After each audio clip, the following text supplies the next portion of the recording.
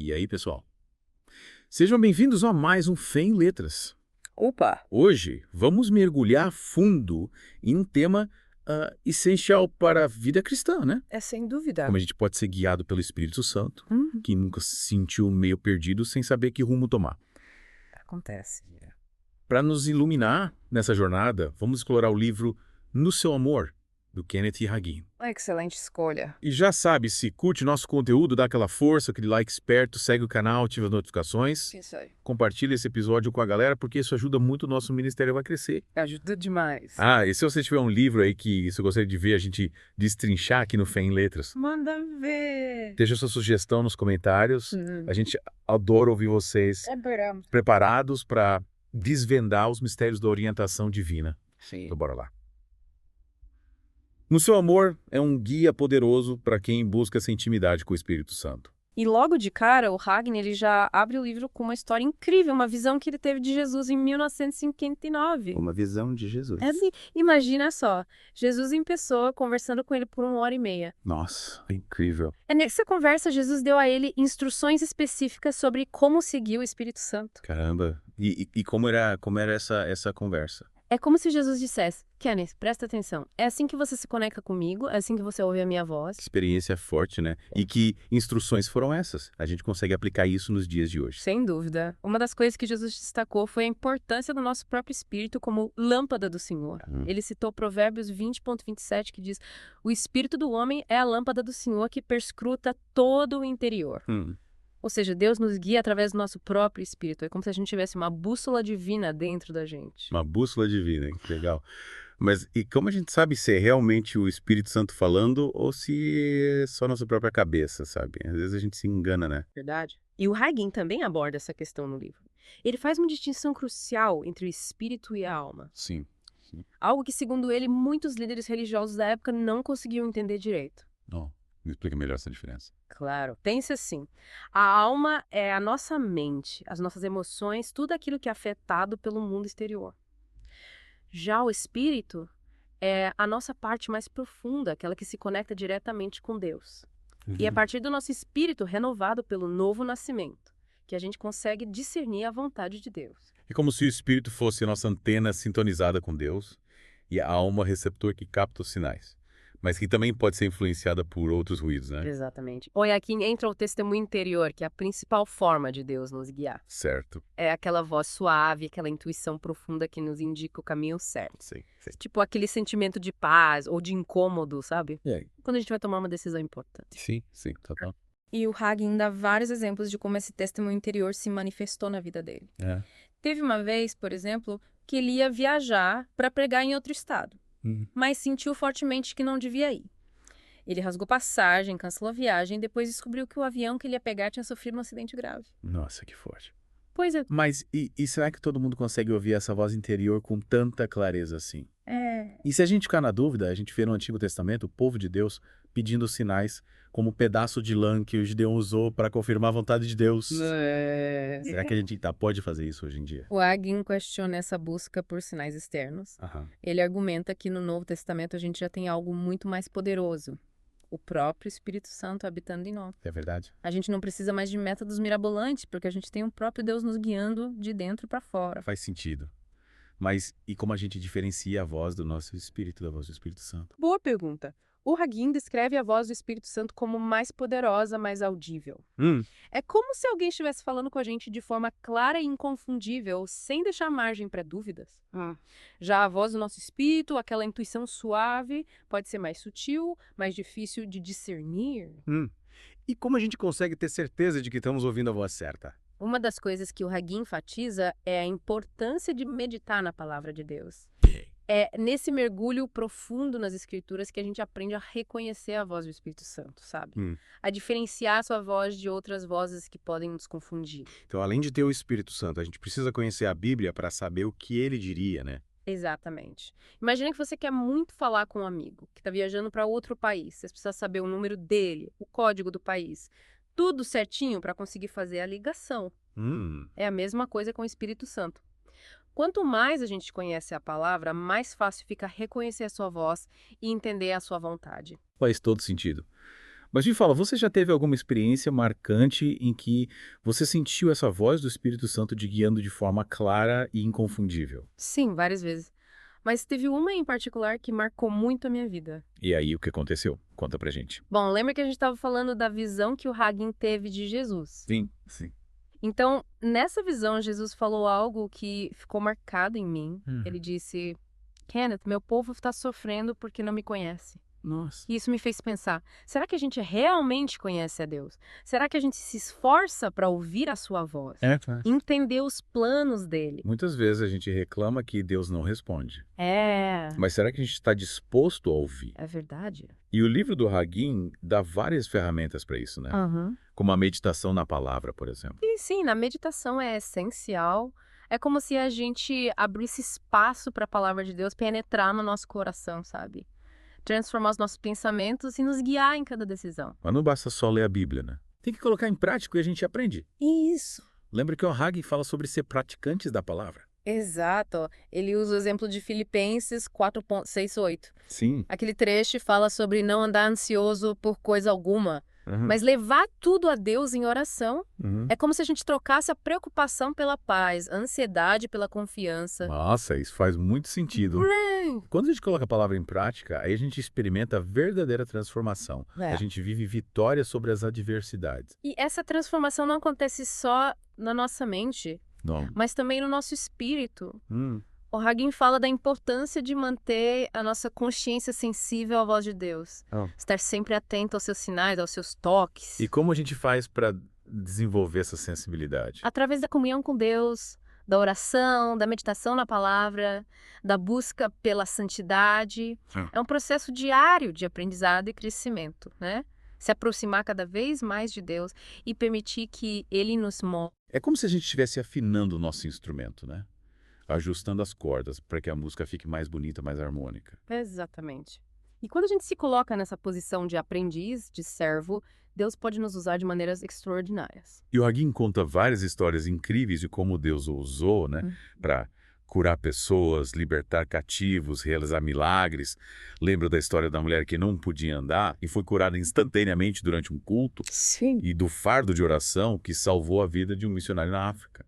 É verdade. Nossa, esses relatos mostram que o poder de Deus ainda está disponível hoje. Sem dúvida. O Espírito Santo continua operando com a mesma força, a mesma intensidade. É isso aí. E que a gente também pode ser instrumento nas mãos dele, né? Claro. Ele pode ser usado para levar a sua mensagem de amor, Olha. esperança, de salvação. Com certeza. E para isso, a gente precisa se render à sua vontade, buscar a sua direção, estar disposto a ir aonde ele nos enviar.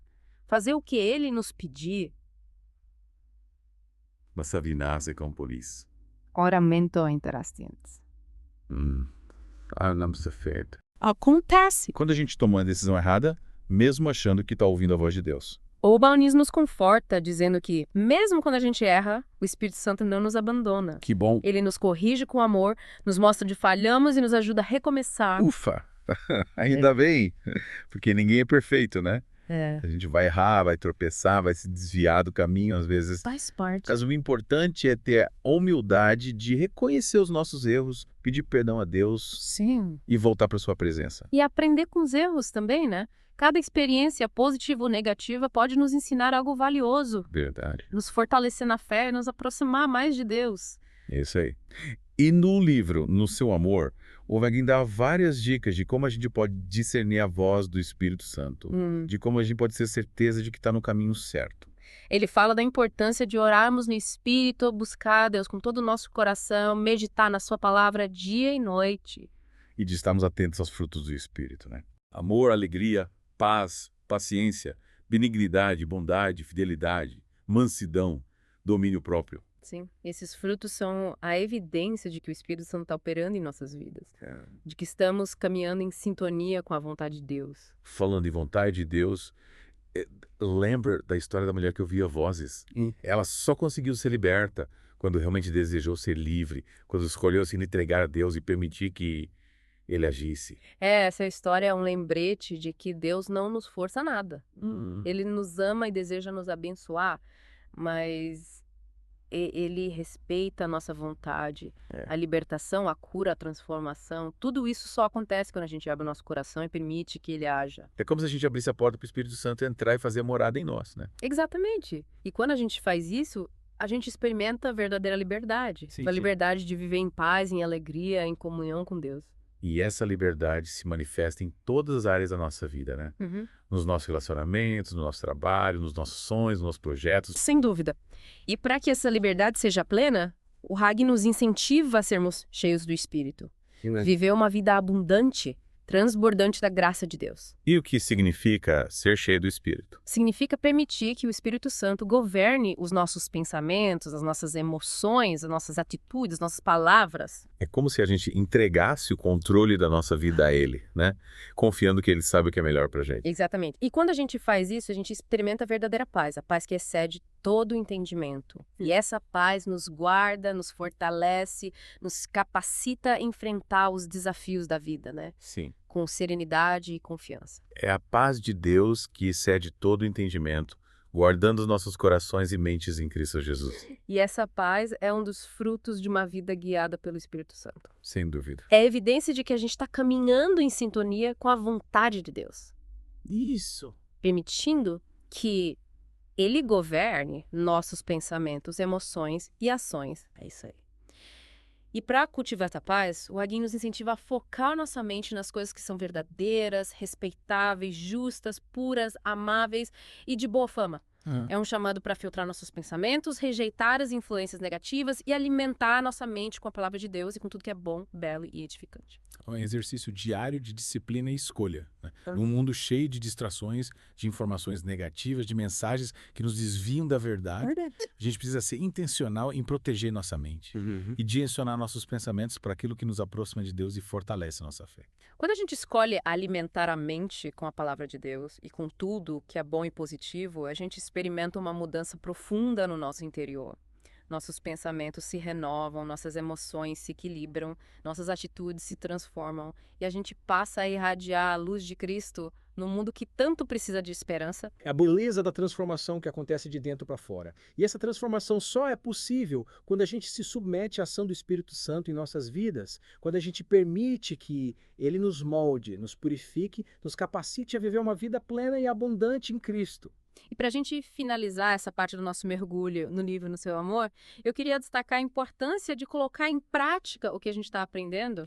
Não basta só ouvir, concordar com a cabeça. A gente precisa agir, viver o que a gente crê. A fé sem obras é morta, como diz a Bíblia. Exatamente. E o Hagin nos desafia a ser praticantes da palavra, colocar em prática os ensinamentos que a gente está recebendo. É verdade.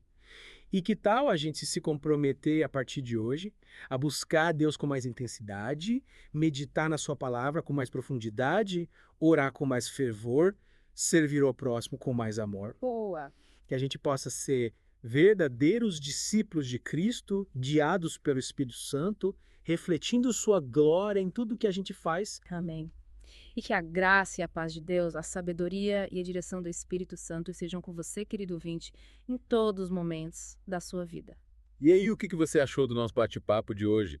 Teve algum insight que te marcou? Compartilha com a gente nos comentários. E se você gostou do episódio, não esquece de dar aquele like, se inscrever no canal, ativar as notificações e compartilhar com os amigos. Até a próxima. E que Deus te abençoe. E você lembra daquela parte que a gente estava falando sobre ser cheio do Espírito? Sim.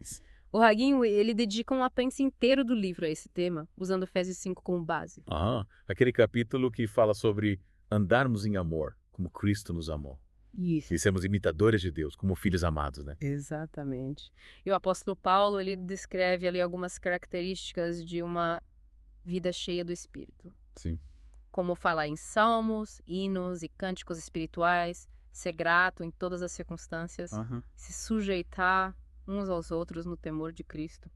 Eu adoro essa parte dos cânticos espirituais.